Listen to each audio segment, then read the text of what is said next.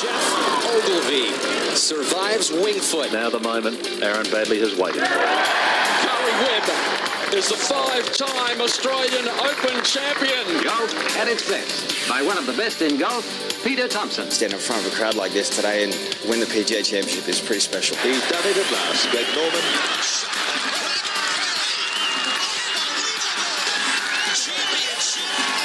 Matt Jones gets his name on the Stonehaven Cup. Leishman to 11 under. Now we've got a new leader, kids. There it is, Adam Scott, a life changer. Coming up next, you have unrestricted access to golf across Australia and the world. Thanks to Golf Australia, we're going inside the ropes. Subscribe now on iTunes or your favourite podcast app, or head to golf.org.au. G'day everybody, welcome to Inside the Ropes, our Masters special, in the wake of what has been a dramatic final day, a dramatic 4 days at Augusta National, which has seen Patrick Reed, an extraordinary champion in so many ways, crowned the 2018 Masters champion. Andy Maher here with Mark Hayes. We've been lucky enough as part of the 11-16 SEN team, Hazy with John Sutherland and Tristan Fernando, to have been part of the coverage. They were here all week. We flew in for the weekend. It's a genuinely unusual and pretty extraordinary Masters that we've been fortunate enough to be here to see, I reckon. Yeah, and hopefully we'll dissect that in the next few minutes. But it's a little bit bizarre, actually, to be recording this. We're actually doing this from Augusta National. So it's probably going to come out at a slightly different time to normal. And it'll sound have a different tone about it. But we wanted to capture the moment. It's only been within 5 minutes ago, Patrick Reed was officially in front of the green jackets, and the audience that have stayed, the patrons that have stayed behind, has been, given his green jacket. Now, I'm going to tell you what we're seeing. He's got the trophy that he keeps. He's walking around on his own.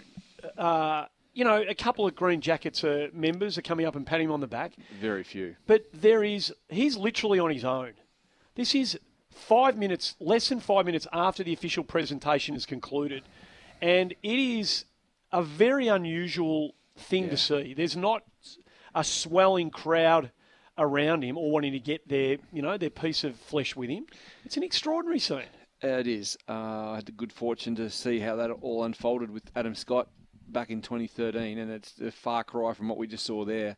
It's hard to paint the picture because we've all seen the photos or the images of all the green jackets and all the hangers on here at Augusta National in the background of that presentation. And they buggered off like it was someone had pulled a plug. Turned their backs, soon as over, got up out of their chairs, turned their backs and walked away. Yeah.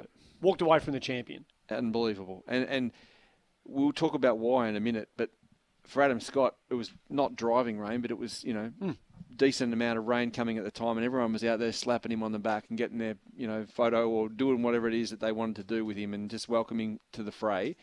And that is probably the key point, Andy.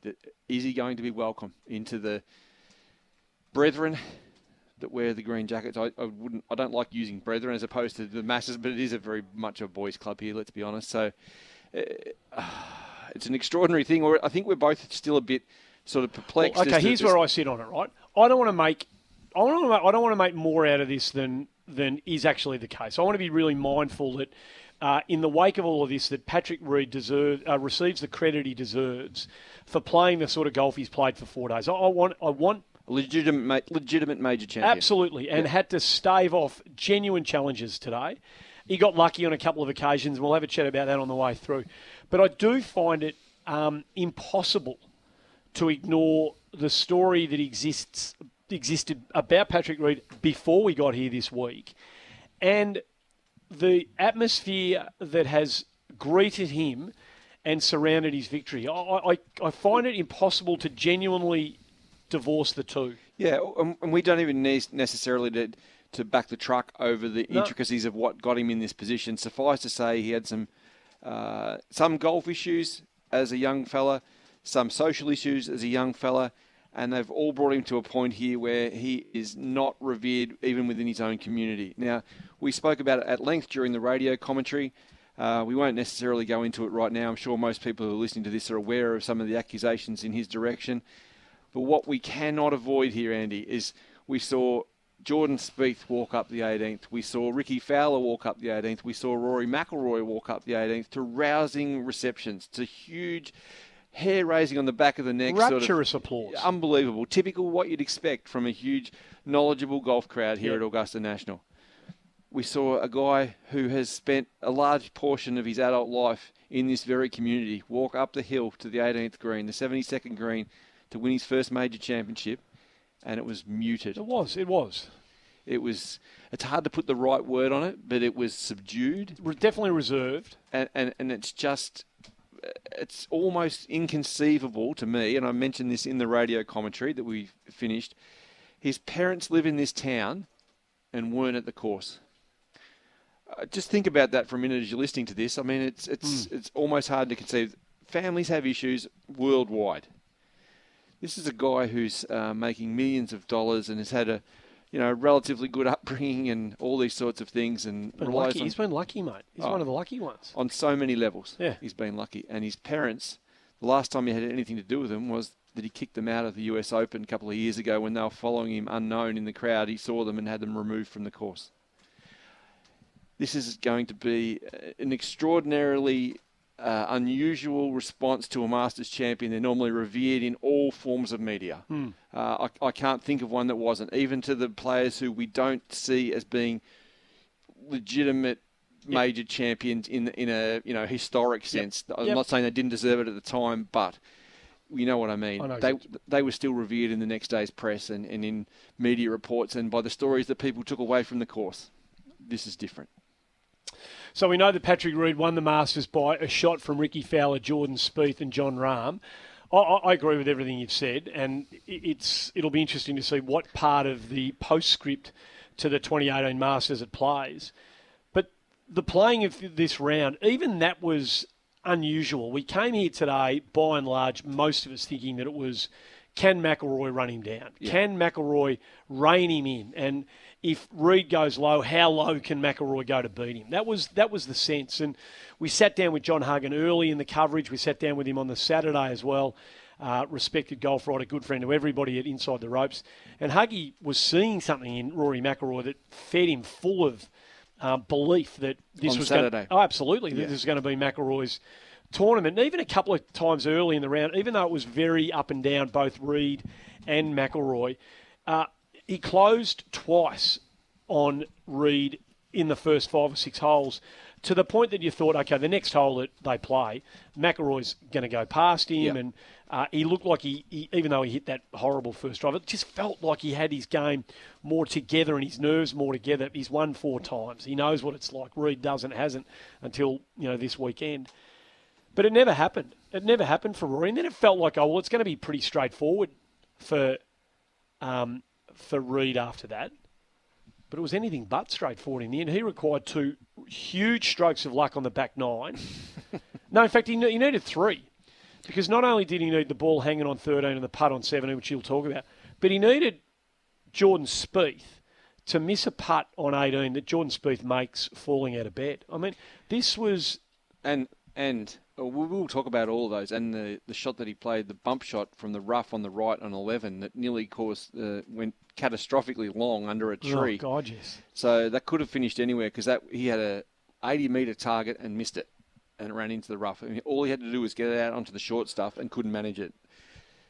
To be fair and to his eternal credit, every time he made a blunder, he played the most exquisite golf after that in the next 5 minutes. He did.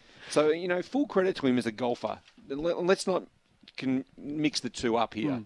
All these other things are supplementary to his golf. A fantastic champion as a golfer. 15 under the card. It's one of the lowest scores ever at Augusta National.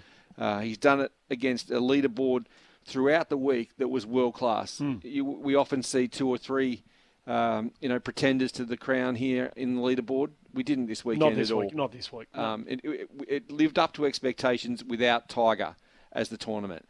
It was phenomenal. And Patrick Reed, good on him.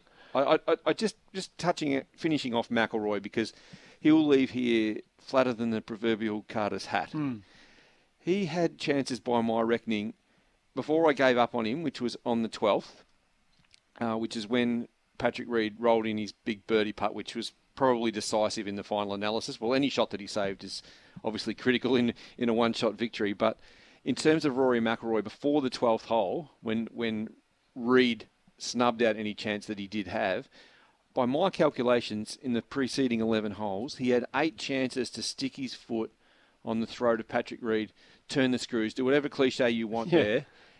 Didn't take any of them. No. And in boxing parlance, he had him on the ropes so many times and just let him wriggle out. And not only did he wriggle out, he landed a haymaker, Reed, as he walked away. Came back with one, absolutely. It's unbelievable. It is. Let's have a listen from Patrick Reed, the 2018 Masters champion. I don't even know where to start. I mean, first off, I have to thank my wife and my family for all the support and just coming out and no matter where we're playing or what we're doing, always being there for me. And to be able to come out and play such an awesome place and have the staff here at Augusta National, all the members and everybody open their arms and hands to us and allow us to come out to such an unbelievable place and play. It's unbelievable. And to all these fans, it felt like I was back at home, back in school. Just all the support we had walking down the fairways and to hear the roars echoing through the pines was unbelievable.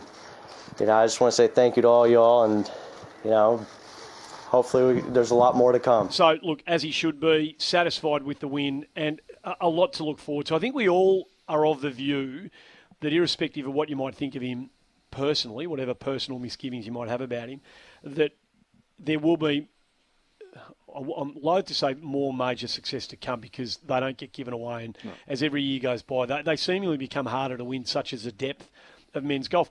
But then you look at his performance in major championships coming in, and he's still a relatively young man, but this was his 17th start in a major championship. He'd had one top 10 finish in a major coming into this, and that was the tie 2 last year at the PGA. I think I'm right in saying that he had 4 missed cuts out of the 16 prior to this.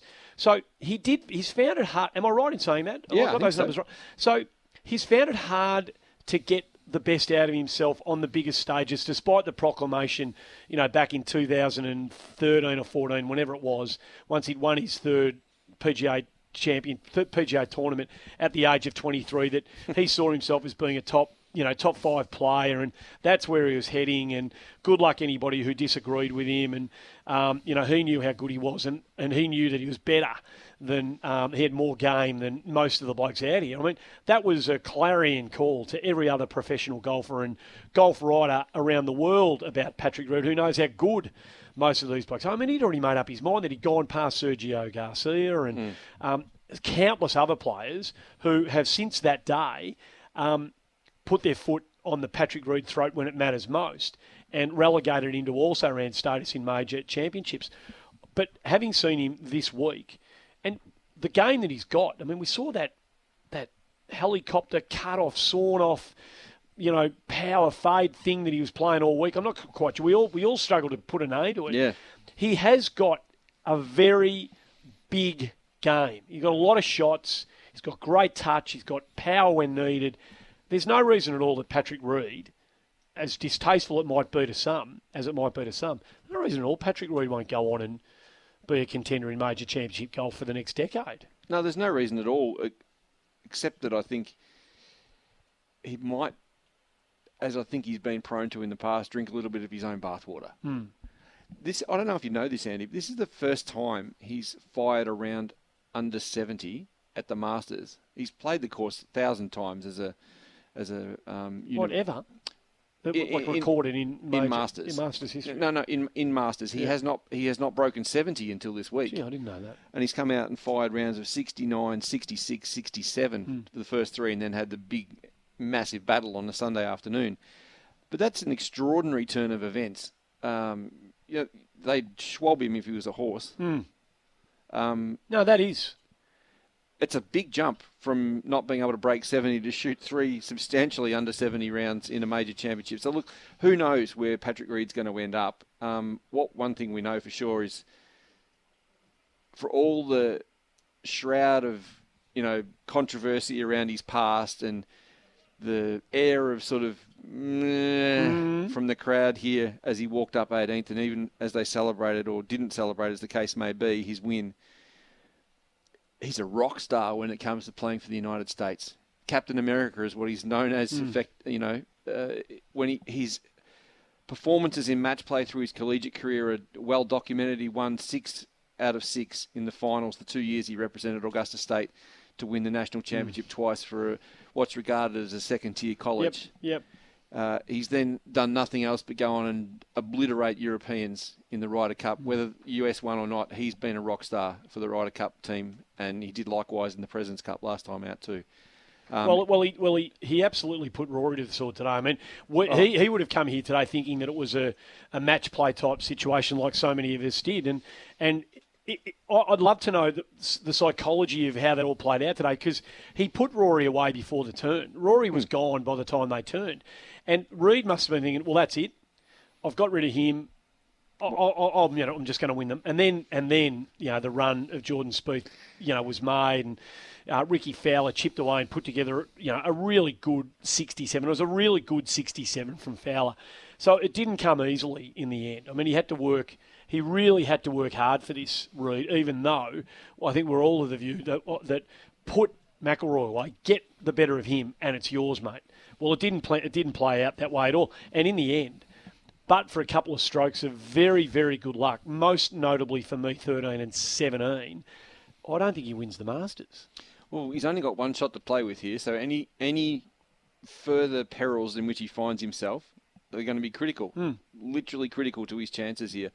Let's go back and focus on those for a minute, Andy. The 13th, so much has been written about Fred Couples when he won back in 92, I think it was. His ball, when he hit his tee shot in the last round, over Race Creek marginally to the 12th, it never, ever, ever, ever, ever stays on that hill. Never. And it did. It did. We had another one today. We did. That ball where it finished, so he's at the left side of the massive 13th green, coming in after a prodigious drive. He's got no right for that ball whatsoever to not be moist at the end of its travels. I told you about using that word. I've told you about that. I knew I'd get it in. I told you I would. Anyway, look, that ball has no right to stay above water. It does not. It's wet 98 times out of 100 when it hits that hill like that. And not only did it stay on the hill, it didn't even bury it. It allowed him to play a pretty straightforward chip, to be honest, which he didn't make a good fist of as it was. But that ends a lot of things if that dribbles into the creek. Mentally, for him and for Spieth, for Fowler, all the chasing pack, that was critical. And then on 17, when it was down to technically a 3-horse race, because I think we hadn't seen Fowler's birdie putt at the time. No, we had not. It was almost effectively a 2-horse race. Still 3 technically with Spieth.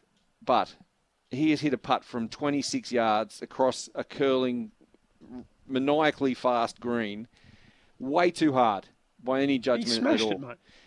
It took out the break. It was on line, credit.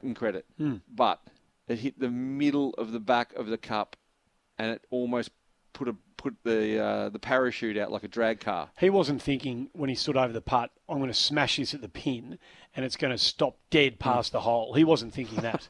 That is not what he intended to do. No, it's not. So the pin was still, the flag was still in. Yeah. So he was not thinking of making that putt. And it rolls 5 feet past and he makes the comeback off a par. It ultimately wins him the Masters. If it doesn't hit the cup dead centre, mate, it's off the back or the side of the green, no doubt, and down quite a steep hill. Not as bad as the hill at the back of that 17th, but it's still a perilous hill on the right side as you're playing the hole. Down that side of the green is no snack to get up and down, and he would have been doing that for a bogey. That's right. And that would have been the killer blow. And look, rarely in any major sporting competition, contest, whether it be team or individual, do you look at somebody and say the luck wasn't on your side today? Because generally there's a bit of that runs in sport, and it generally runs parallel and with the winner. But he needed 2 big strokes of luck today that I don't think were necessarily afforded to other players today. I can't remember that sort of stuff happening for Fowler or for Spieth or for Johnny Rahm, or for anyone else who was in the mix today. I think it was all the 2 big moments both belonged to Patrick Reed today. So good luck to him. Rory, chasing the career Grand Slam, doesn't get it. And as a step, If you could take 2 steps back from it, he has. I reckon he did today. Yeah. I reckon that was the same old issues that have dogged him in recent times. Erratic with the driver, under the real cosh, and just missing putts badly that he should have been at least hitting the hole with. I mean, missing putts badly. They have been they've been the Achilles heel for McIlroy, and there appeared to be signs yesterday that had perhaps left him alone. Well, not today.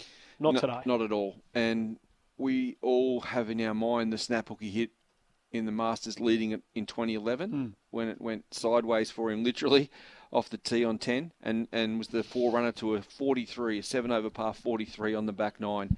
And we all thought, how is that going to impact him coming back here?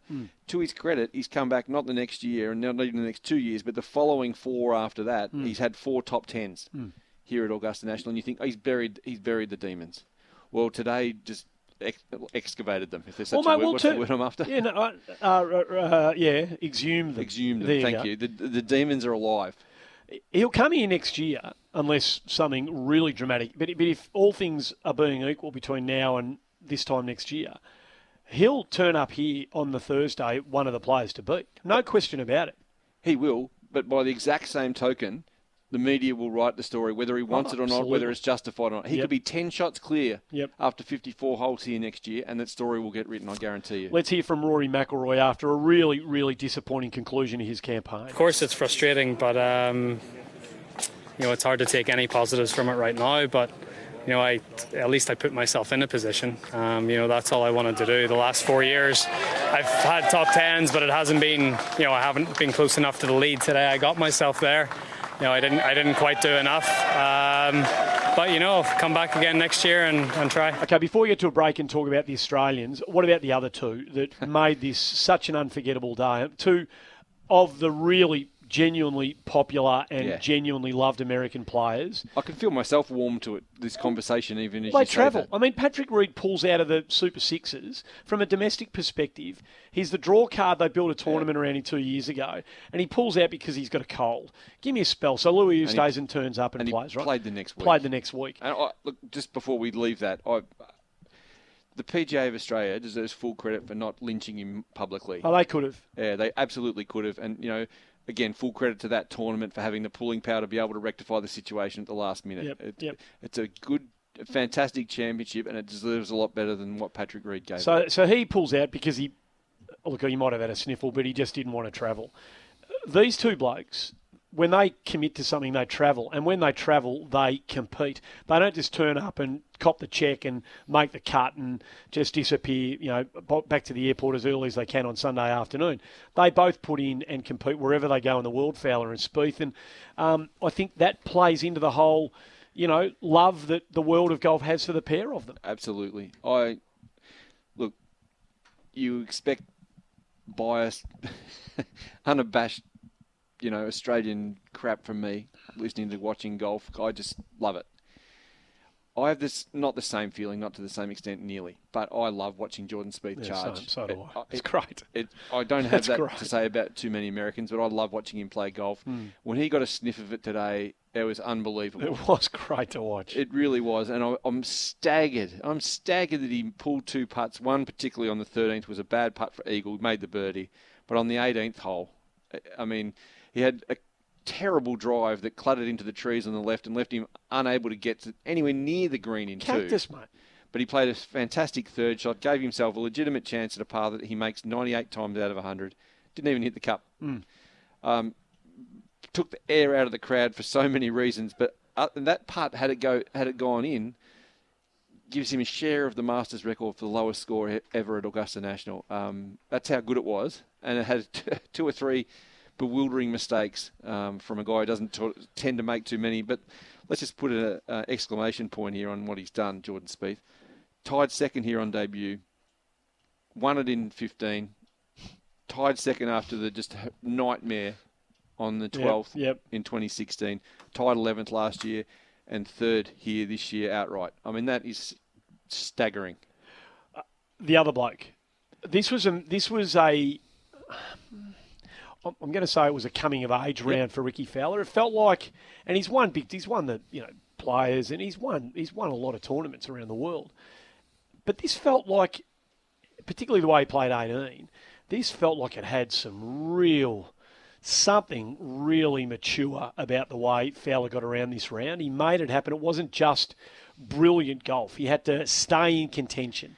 He had to make big par putts. He made a couple of clutch saves just to make sure he didn't get too far away and let the momentum sort of drain from his final round. And then the way he navigated his way spectacularly up 18. I'll remember the way he played 18 for the rest of my life, I reckon. And so will he. Yeah. And we'll talk about that with Cameron Smith, I'm sure, in a couple of minutes. Yep. But the way he crushed his drive, had a calm, calculated conversation with his caddy, pulled off both shots to perfection, and then hit a putt that was pure. Absolutely pure. When he needed a birdie on the 72nd hole to give himself any hope of winning the green jacket, he delivered. As it turned out, it wasn't quite enough. Go another couple of holes, I reckon he probably gets the chocolates. But we wrote him off. I did, anyhow, when he was one over the card through 7 holes of the final round. He signed for a 67 under the fiercest pressure. In front of him with Spieth, behind him with Reed, he was good to go. Yep. That people in the United States rave about him winning the Players. I couldn't care less about the Players unless an Australian wins. It's just another tournament to me. With you.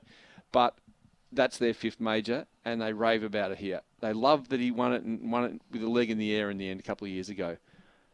This is next level from that. Of course. And the world knows it, and as we just said, he'll remember that. Let's have a listen to Jordan Spieth and Ricky Fowler post their 2018 Masters campaigns. First time I saw the leaderboard was after I tapped in on 18. Honest to God. Didn't look once today. That was my plan going in. I'm 9 back. Go out and just have fun. Don't worry about the golf tournament itself. Worry about playing Augusta National. I heard roars. I knew somebody was playing well. With not 8 people ahead of me starting the day, to get that much help and shoot a fantastic round was nearly impossible, but I almost pulled off the impossible. I had no idea. I didn't know. When I finished and I looked at the board, I could have been in the lead by 2 and I could have been down 4, and neither one would have surprised me. We tried to, we gave it our all, and I tried to do my very best of committing to every shot. And like I said, you're going to make bad swings. You're not going to make all perfect swings, or else I would have won this thing by 10. That's not going to happen. It was a great week. And I'm definitely pleased with the weekend that we were able to put together. And like I've been saying, it was nice to beat out Jordan for that solo second and make Patrick earn it there at the last. Terrific performances by the pair. And then we're going to break out of the way here on Inside the Ropes. So when we come back, we'll review what was a fantastic campaign. 4 Australians teed it up. 4 of them made the cut. 2 of them absolutely lit it up on the back 9 on Sunday. We'll have a chat about them on the other side of the break. You're listening to Inside the Ropes. Hi, this is Sherelle McMahon. Swing Fit is the fun, healthy, social way for women to get started in golf. You'll learn the basics of the golf swing and how to putt over a 6-week program, and get your whole body moving through yoga and Pilates-style exercises. You don't need any golf knowledge or equipment. Simply turn up in comfy clothing and get started. You'll be surrounded by like-minded people and receive constant support. So get outdoors, meet new friends, and learn a sport that you can play for the rest of your life. To find a program near you, visit swingfit.com.au. G'day, I'm Cameron Smith. I'm not at home as often as I'd like, but I can keep up with all the Australian golf on Inside the Ropes. Welcome back to the show. We came here with high hopes. 4 Australians, 4 high-quality Australians in the field. One former champion, in their midst. In the end, with 9 holes to go, Hazy, I think we were getting a bit flat about what was going to be the collective campaign. Well, what we saw on the back 9 from Cameron Smith and Mark Leishman in particular was just energising. They weren't the story, but for us, they were a very significant story, I reckon, the way they bolted home. They were terrific. Australia's been strangely flat at the Masters since 2013. There's been Jason Day's made a couple of runs, and Adam Scott was thereabouts, and Leach did a couple of nice things, and that's about it. And it seemed to be petering out. I was disappointed. It's still, 100% record to make the cut is phenomenal. Tick. Yep, massive tick. Yep. Flat that Scotty didn't make any sort of inroads. Jason Day made a bit of a run, but, wasn't lighting it up like he could, which left it in the hands of the two guys who, by rankings, historical precedent, aren't the ones we look to here. Of course, they're not there, absolutely. To their credit. And I don't know who you want to deal with first. No, go. Well, let's go in finishing order. Finishing order. Yep. Well, Cameron Smith, who we spoke to his coach last week on Inside the Ropes, and he gave us an insight into how he was feeling and how positive he was. And I think if anyone listens back to what Grant Field said about his chances, his Chargers' hopes this week, they've been fully franked. Go, if you missed it, go and have a listen to that now. It'll shine a light on what we saw happen the last 4 days. And it will also stamp in your mind the reason why Cam Smith's not going to be a flash in the pan at Augusta National. So he has gone out disappointingly. I mean, he opened with a brilliant birdie, and all this under the umbrella of playing alongside the world number one, Dustin Johnson. He's made a birdie on the first, and then he's just gone cold. He missed a heap of chances, and as he turns even par through 9 holes, so he's out in 36, it's like, it's been a good run, Cam. Well played. You've stuck your nose up on a Sunday afternoon at Augusta National. Well played. But, let's hope you can get in the top 12, maybe come back next year without the hassle. Yep. Bugger me, Andy. He birdied 10, he birdied 12, he birdied 13, he birdied 14, 15, 17. And nearly holed out of the pot on 16. Oh, and he gave him, and some of the approach shots he played at 17 and 18 in particular. Shots of the tournament. Among the most pure you'll see. Yep. And this is absolute elite world class. Yep. Oh, it was brilliant. It was brilliant to watch. He dug in. I love the fact that he did it against Dustin Johnson. Oh, yeah. I mean, that is a significant footnote to be bearing in the back of your mind when you assess what Smith's been able to do in the last round. And Johnson got ahead of him comfortably early in the round. Yeah. He gave him a start and a beating. Yep. 66, Cam Smith. I want to clap here now. Like, it's just a phenomenal achievement. It's one thing to shoot 66 at Wantima or Royal Queensland where he's members, and they'll be chuffed, those crew up north in Queensland, or they're down south from where we are right now. Yeah, that's right. But, that's just a great, gritty example of what he could become. So many times through the radio broadcast, we described him as the pros pro. Pros make money on Sunday. They don't drift and shoot 74 and fall back. They shoot, even when the chips are down, they shoot a good back nine, make themselves cash. That's what being a professional golfer is all about. Let's not sugarcoat this. He's made 6 birdies on the back nine and could have made another couple with any luck at all. He lipped out on the 18th, nearly holed out on 16 for his would have been spectacular one. And he had an eagle chance too that didn't go in. That burned the edge on 15. That is just one of the great closing back nines. Huge credit to him. So, that's going to stand him in such good stead. That's only one outside the record, low back nine at Augusta National. I'm just so excited about we all are. And look, I know you guys at GA have been aware of him. He's and Golf Queensland, and people have been talking about Cameron Smith for a long time now. But it's what I love about what he's done. It feels really methodical. It just feels like he's going about it exactly the right way. He's not a supernova who's burst onto the scene at 21 with a win before his time. It's none of that. He's just building beautifully. And I feel like he's one of those players that'll get to a level which is going to be extremely high. Like he's going to be top 25 type level player sooner rather than later. And then who knows?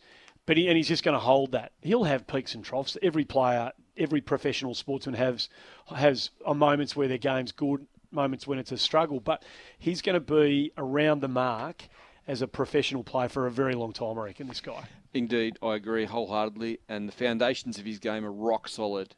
And the short game, as I've mentioned before in other forums, Andy, we haven't sent a young, promising professional away from our shores with this short game. Perhaps we could say maybe Curtis Luck, maybe he's in the same bracket. This guy plays the opposite way to a Jeff Ogilvy. You don't look at his swing and go, oh, that's awesome. I mean, it's very sound and nice. And he hits at a decent distance. He's as he muscles out a bit the next couple of years, hopefully it comes further again. But his work around the greens is American in its ruthless efficiency, and that's where Americans have killed us historically. Yeah. He's got that game. Yeah. I'm just so effusive about my praise of him, what this could become. Here's a little bit of what he had to say post-round. I'd like to think either way I'd be back here anyway, but definitely a secure spot for next year is a big bonus. Obviously getting used to the course and just learning the little tricks and tales around here is nice. Can't wait to get back. A little less stressed than the last couple of months getting into the Masters. Yeah. Well, there won't be any stress leading into next year, will there? But it'll be nice to come back. Is that a pretty highlight camp? Like, just given that 2 weeks ago you had some work to get into the field and now top 10 easily to the Masters, is that like a pretty highlight for you almost? I think my win down in Australia was probably just the most satisfying for me because I had the family and stuff there. So, but yeah, I mean, top 10 at the Masters is major career highlight. Yeah, major. I mean, I've finished fourth at the US Open as well. Yeah, so I've had a couple of good finishes there, but I mean, US Masters is the big hype. So to finish up there was awesome. Something you can really build on for the rest of the year as well. Yeah, I felt as though I started hitting it really good today. Like I said, we'll definitely get some confidence out of the way I hit driver today. That was much better, giving myself a lot more opportunities out there. So just really excited to get to next week as well. So that's Cam Smith for you.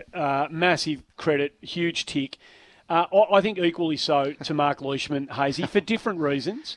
He must have, and here's what when we were watching it, play out on Sunday, even though he kind of drifted, off Broadway because he went, sort of over the card early and he didn't put his nose in the frame. What became patently clear to me from afar was that, yes, Saturday had taken a toll on him. He must have gone into Saturday afternoon with hopes so high. He's played against Patrick Reed, who he's played every bit the equal of on the Saturday. Shot 73, which you and I said after the round was the worst score he could possibly have had. That can be a glib throwaway line when you're assessing somebody's round, but it was the worst score he could have had. I mean, he hit 6 or 7 high-quality putts that just did not drop. He only needs 2 or 3 of those or 4 to drop. Not all of them, but half of them to drop. He finishes with a 68, 69 alongside his name. Today, a different story. But I reckon he was flat going out there today, and when it didn't happen for him straight away, I reckon it took some time for him to pick himself up in the round, and that's what he did. I mean, he got to the back nine, and he could have drifted off and let the thing slip away and finished 2 under and had 77, 78. Well, that was the last thing that Mark Leishman wanted to do, and I just love the way this bloke presents himself. Didn't make a birdie on Saturday, bogeyed the first, bogeyed the fourth, made a lovely birdie to a tough pin on 6. First birdie on the weekend from the position of power as he teed off in the 3rd round. Bogeyed the 7th. You just think, where's he going to get to here? This could flatten him a little bit because he was so gallant in sticking to his own game plan of not panicking if things turned tough on the 3rd round. I thought he was admirable in that sense too. Yeah, because things weren't running his way, but he stuck at it. Here he's turned in 38. And just like Smithy, he's come up. In fact, he bogeyed the 10th, so he was in grave danger. He's looking at 80. He's staring at 78, 79, 80 at this stage. Yeah, if he chucks in the towel. Yeah, birdie's 11. Birdie's. Well, I'm losing the plot here, Andy. It's been a long couple of days, but come on, lift. He birdies 12, he birdies 14, he birdies 15, he birdies 16, and he birdies 18. I mean, it's unbelievable. You just have to stand up and applaud that golf. So he's closed with a 70 when he was staring down the barrel of an 80. Again, he's made a huge check. He's qualified for the Masters next year already without any hassle. Not that he would have had a problem anyhow with the rankings. But, he's building a resume here. If you do the hard yards...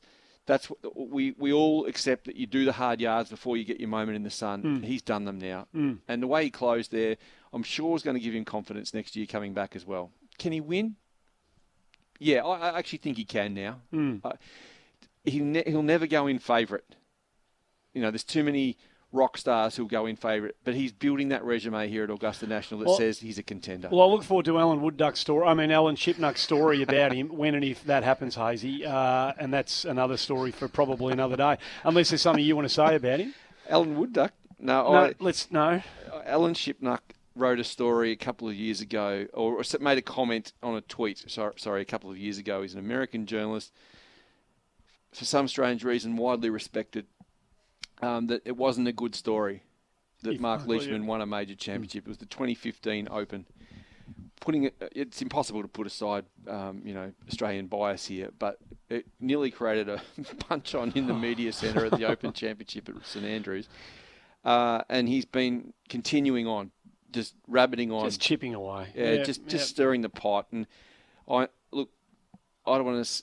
This is not from Mark Leishman. He hasn't said this, so don't get me wrong. But I know from people close to his camp that it hasn't sat well with him. And he puts out a glib apology on Saturday and writes... It was disingenuous. Writes a story that, tried to apologise to Leishman and Australian golf fans and anyone else who was offended by it. And I just... Don't buy it? I don't buy it at all. And I hope that he looks at this and goes... Oh, geez, I've made a grave mistake here. Yeah. And I hope it inspires Leish to actually shove it up him. Anything you want to say? I've got something I want to say about Adam Scott based on absolutely nothing. So I'll leave my stupidity to the end. Any comments you want to make about Day or Scott and their performance here this week? Well, I hope that Scotty's time hasn't come before it's due. It's been a long time since he's lit it up here at Augusta National. He's too good a player and still strikes it well enough to register a score that's potent, but he just doesn't now and hasn't for a couple of years. No, true. I'll leave the rest of Scott to you. Day needs to find... If he was a horse building up to the Spring Carnival, he needs to plot out a path that gets him here in peak form. He just hasn't had that for the last couple of years. He loves the place. He plays well here. He's got a booming drive. He's got, with the draw, which is so critical for a right-hander, he's got great putting when he's on. Hasn't arrived at Augusta National for whatever reason, most of them out of his hands, ready to rumble for the past 3 or 4 years. As we've said with Scotty so many times, Andy, in different forums, the window of opportunity to win major championships is finite. Everyone's finding that. Tiger Woods might be finding that. We still think of him as young.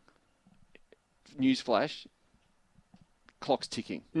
I want to see him ready and raring to go. I love him, but he needs to be ready to rumble at the peak of his powers when he gets to a major championship. He had some interesting things to say about what it might look like going forward for Adam Scott, and this is what Scotty had to say. The putting is not quite there. That puts a bit of pressure on the irons. The irons are not quite there. That puts a bit of pressure on the putting. So, I need to sharpen up in both those areas to be really contending at a major, to feel comfortable in that position. But it's small amounts we're talking about. It's not a lot, but and fun. I say that, and today I didn't drive at my best, and then you get no chance to really attack any of these fun pins where the ball rolls back down and can go in, and I wasn't going at those greens, so that was a bit disappointing, because if you do drive it good on Sunday round here, it's a really fun round, and you can do something potentially like Paul Casey was doing out there, but I just didn't quite hit it that good off the tee today. I know you hear, that he's working as hard now as he ever has, and there's been this suggestion that among some people, and I don't know how educated a view it is, but there's been some suggestion among some people that, priorities in the Adam Scott life have changed, and that maybe, he's happy to keep playing golf when it kind of suits him, but it's not what it has been to him, all-consuming in the past. And he went through that, that period 3 or 4 years ago, with the 3 or 4 years leading in, where he was as good a performer at major championship level as consistent a performer at major championship level as anybody on the planet for about 3 or 4 years there. So maybe the whole thing just isn't as big a priority for him anymore. And that might, if you come off 10, 15, 20%, then this game's going to go past you quickly and give you a windburn on the way past. You clearly have heard that that's not the case with Adam Scott, that he's still as driven as he's ever been. That's what I've heard, and from a close insider. This is based on nothing but my observation of Adam Scott, right? And the focus on Adam Scott on his putting has been, fair or unfair, the brightest light that we shine on Adam Scott. I don't know how long he's been doing the aim point thing for. It feels like a long time. I don't know how he's flirted with long putters you can't do that. He's not going to be able to do that anymore. He has the big multi-headed contraption things that look like, the new age, Spaceship Enterprise. Yeah, those ones, the counterbalance things with the. He's got all the latest. He tries all of that. I would love Adam Scott to just chuck it all out the window. Go back to a putter that you used, that you've got in your stash from 15 years ago, a putter that you used to putt well with. I'd love him to just feel putt from now on. I'd love him to chuck all that aim point stuff out the window. Now, this is probably as idiotic a thing as has ever been said on Inside the Ropes, because it is based on nothing but my observation. That's a big statement, Andy. And I'm a 13 handicapper who rarely plays to it, right? But I reckon he just looks like he's racking himself with information, data processing, overloading the brain in a part of the game that sure has technical requirements that you have to apply to it. But it is the part of golf that requires more touch and natural feel and all of those elements that I think Scotty seems to have processed out of his ability to putt. It's just an observation, and I'm not expecting you to say anything off the back of it, but I'd love to see him just go back to being a natural putter with an uncomplicated putter. That's my favourite rant that you've ever delivered on Inside the Ropes, and I think it's spot on. I could not agree with you more. Because he's not winning doing this. No. He's going backwards doing this. Yeah. This guy, everyone just thinks of him as a problematic putter throughout his career. It's not true. It's not true. He used to be, not a jet, but he used to be very, very efficient. As a young fella, as a junior and an early pro, with a short putter, his stroke was hassle-free mentally. Yep. Those days are long gone. I watched him play the Australian Masters last time it was at Huntingdale. He had a 3-foot putt on the third green. A putt, and admittedly it's curling. It's right to left curler, even though it's short. It's on the bank halfway up the left side of the third green at Huntingdale, for those who know it. And he had a 3-foot putt across the slope. This, at the time, I think he might have been the world's #1 ranked player. He's standing there doing aim point for 10 seconds. And is it a 2-finger putt? Is it a 3-finger putt? What am I doing? For God's sake, Adam, it's a 3-foot putt on a green you've played 100 times. Yep. Hit the putt. Put the ball in the hole. You know what that putt's going to do. Yeah. It's 2 inches outside right. Drop it in. You and I didn't even know you were right at the second on the Sunday here at Augusta. But we were both watching him on the second. He hits a beautiful drive down 2, sticks his second shot in the front pot, plays a magnificent bunker shot to about 4 or 5 foot for 3, and does the same thing. Now, admittedly, it's a tricky little speed putt that he's got, but it's not a massive break in that putt. There's a little bit of left to right to it, but he did exactly the same thing. He looked at this 5-foot putt. I'll give him 5 foot, right? It was probably 4, probably less than 5. He looked at it from 4 different positions with the aim point, not behind the line. Aim pointed it from 4 different spots. And I was sitting there watching, he'll miss his putt for sure. Like, there's no chance he's going to make this putt. He missed the putt. I didn't feel happy about that. I never do, because I love Adam Scott. But I walked away from, and I saw you moments after. I just walked away going, that's it. I've had enough of watching this. I've had enough of watching this great player torture himself with too much information, too much data, and forget about putting a good stroke on the thing. Just go and putt the thing. No, he's putting like me, and I'm an idiot. So how could you? Well, what I wouldn't have done is complicate matters. No, step up and hit exactly. it. And adding to all that stuff that you just so accurately described, he then went to his book and took out the contour book for a little 4-footer. And I know that Clates will be listening to this, and he'll be like smashing his hand on the desk, going, "What the hell?" This is a pin. Further to all this, this is a pin that is every year in play at the Masters. 98 times out of 100, it's in the back right, or the front right, but it appears at the back. Every player who plays this course knows if they play 4 rounds at Augusta National, they're going to get to that pin. The pros go over there and putt to that till the cows come home on Monday and Tuesday and Wednesday and the week before if you're lucky enough to come, as Adam does. They know exactly what the contours are down there. They know the breaks. They know where not to leave the ball. Hit the bloody thing in the hole. Just hit it in the hole. It's not that hard. If you're not putting well, you have an off day. So be it. But don't rely on the sensitivities of your feet through beautiful golf shoes with sprigs or spikes or whatever soft spikes they are to give you the 1 degree of separation that's going to lift you into a green jacket. That's total nonsense. I'm sorry. Sorry, and all the coaches who advocate aim point will just ring us up and go, what are you talking about, you idiots? You've got no game at all. That's exactly what they'll say. You're a bunch of hacks and you don't understand what you're talking about. But that's modern sport. It's full of jargon. It's full of complication. It's full of system. It's full of everything. I mean, any game you want to look at, it's overcoached. Players are overcoached, and I just get a sense and I'm labouring the point now, and I'm about to stop, but I just feel like Adam Scott is overcoaching himself, and whoever's cracking the whip, I'd love to, before he hangs it up and drifts off with a magnificent career behind him, I'd love to see him go back and just let himself be the putter he was 15 years ago, with the same routine, the same old-fashioned putter, and just find the line, look at the line, don't look at anything else, use it yourself, read it with your eyes, and hit it on the line you think you've got to hit it on. And away you go. And, it'll translate to 1 or 2 putts with that feel. If he's on his game, 1 or 2 putts with that feel early in a round will translate in confidence to the rest of his game. He's still swinging it well. He's still physically a beast. Magnificent. You and I, Adam Scott fans of the highest order, watching him play at Augusta National, it shouldn't get any better than that. And the reality of the situation is, oh my God, what is he doing? It's exactly. Through gritted teeth we talk about this because we love him. So, Adam, we're not having personal pot shot at you, but not at all. We need to make a point about what we see as fans. That's what we do.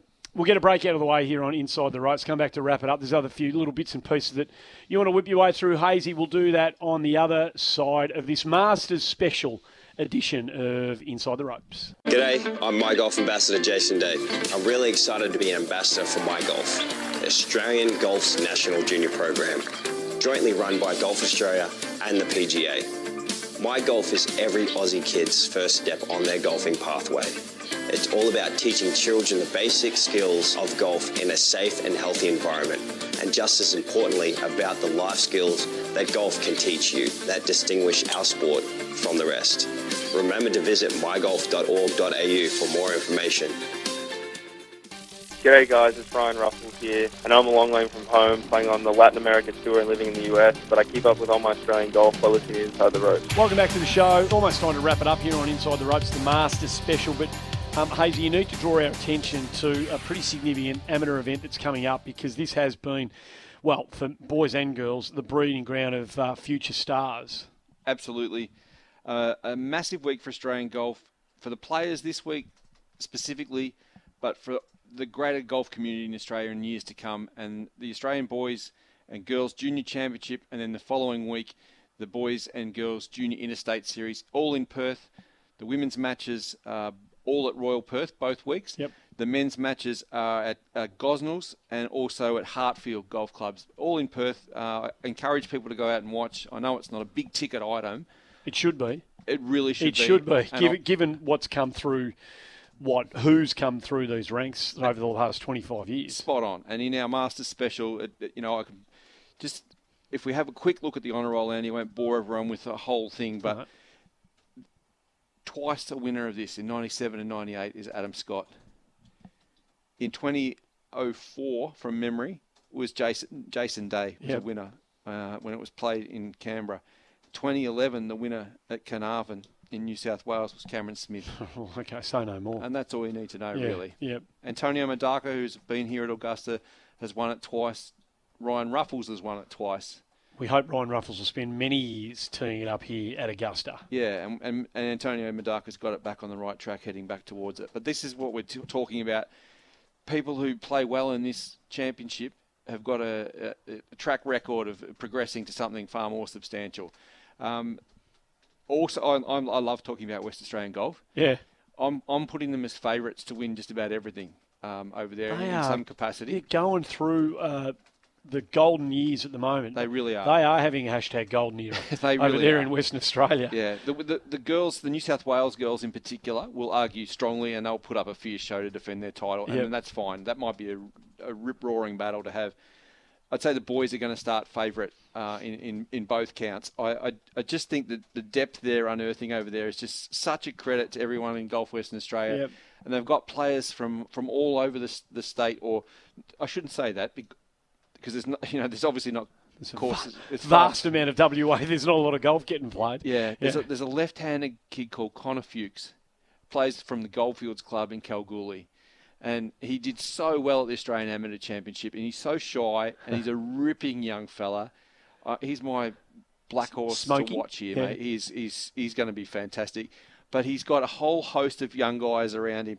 Conor McKinney, who was so prominent and the co-medalist in the Australian Amateur, he's hot to trot as well. And there's a couple of other guys I should be able to remember off the top of my head. Josh Greer is another one to look at. And they've got 2 or 3 girls who could win the girls as well. Primarily Kirsten Rudgley, who's found some really good form this summer. I know that Grace Kim is going to have a fair bit to say about that in defending her title. But both weeks of this are going to be hotly contested, and we don't expect them to be at the Masters or at the Women's British Open in the next 3 or 4 years, but we know that it's a really good stepping stone to get there ultimately. Well, given the history and the type of player that has emerged, if you're in the area and you love your golf, then make a beeline for the courses that Hazy mentioned on the way through. You did mention a couple of players there who were just a little footnote that I wanted to put on the end of the show. We've been speaking a lot about Cameron Smith for obvious reasons, and we enjoyed very much the breakthrough he had on the PGA Tour alongside Jonas Blix when he won the Zurich Classic. Well, I did notice there was a tweet put out. When are we now? It's Sunday night that you and I are talking, so it was earlier this week.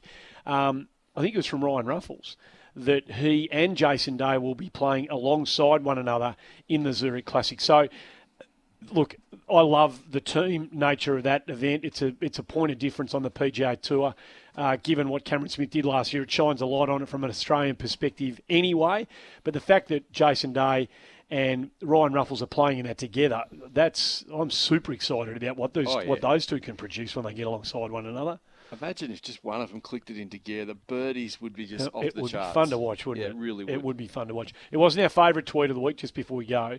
That belonged to Mark Leishman, who on Saturday night, Augusta time, put out a tweet that didn't ultimately come to pass, but it did make us laugh, and it took us inside the psyche of the big fella. I know you've got thanks to the team at the Richmond Footy Club, they've given a Richmond Footy jumper and a DVD of last year's premiership that hopefully we'll be able to get to Leash at some stage. We love everything about the big fella, his laid-back nature, but he did put out a tweet going into the final round that I think we all enjoyed, didn't we? Oh, absolutely. Is it Lloyd Christmas? Is that his name in the movie? Yeah, I think it is. Yeah, Dumb and Dumber. Yeah. Lloyd Christmas, the character by Jim Carrey in Dumb and Dumber. And it's one of the all-time most quoted lines, even if it's not a world-class movie. So you think I've got a chance. So you're saying I'm a chance. Yeah, you're saying I'm a chance. Well, that's the tweet with that meme. That was great. That Leash put out before he teed it up here for the last round on Sunday at Augusta, and that all credit to him. It tells you exactly who he is. So it didn't come to pass, but they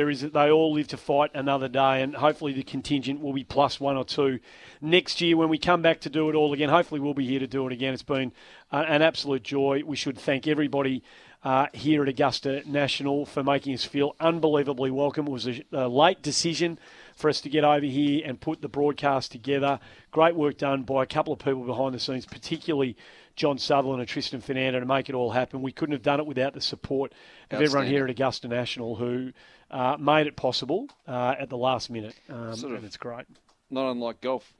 We see the golfers come out for a couple of hours a day, which is sort of what you and I have done, but the boys behind have churned out way more hours through the week. So no thank doubt you. about that. Well, they were lucky. I mean, we were forced to fly over late. They got here on Monday, so I'm not feeling too, like they've had to lift too heavy a load, let's be honest. Thanks for tuning into the Masters Special. Patrick Reed walks away with a green jacket on his back. There's stories to be told. There'll be many stories told about the victory and about the individual who has secured it. We'll be looking forward to reading all of those and talking about them with you further on Inside the Race. We'll see you next time.